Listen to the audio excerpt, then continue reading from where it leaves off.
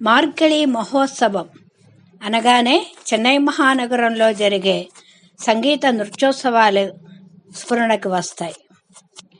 మాసాన మార్గశీర్షోహం అని కృష్ణ పరమాత్మ చెప్పినట్టుగా సూర్యుడు ధనుర్రాశిలో ప్రవేశించిన మొదలు చాంద్రమానాన్ని అనుసరించే వాళ్ళు కూడా ధనుర్మాసంగా వ్యవహరిస్తాం.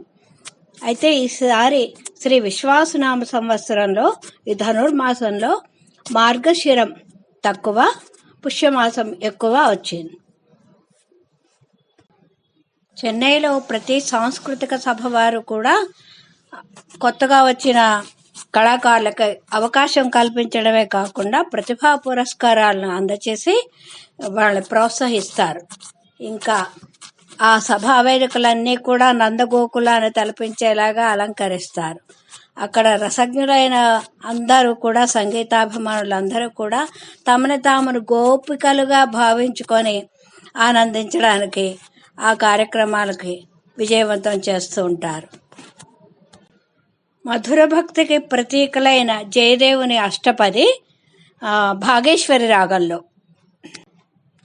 కలిత సమయేపి హరిరానయ యౌవనం, కలిత సమయేపి హరిరానయ యౌవనం, మమ విఫల మిరమల రూపమపి యౌవనం, మమ విఫల మిరమల రూపమపి యౌవనం, యామిహే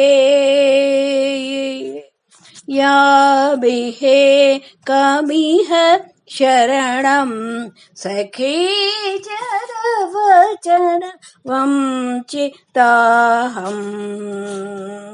యామిహే కమిహ శరణం సఖీ జరవచన వంచితాహం,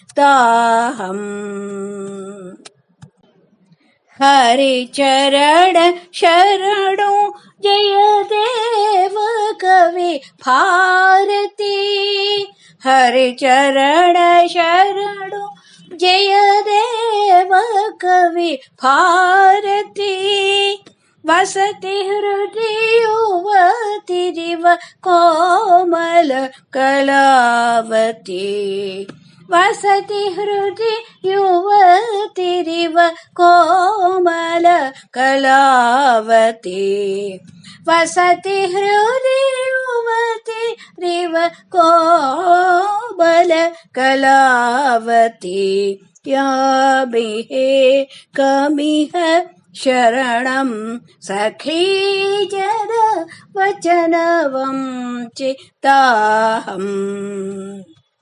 కలిత సమయేపి హరిరానయ యౌవనం, మమ విఫలమిరమల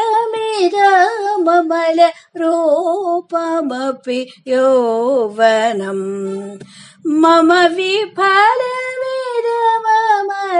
రూపమపి యౌవనం.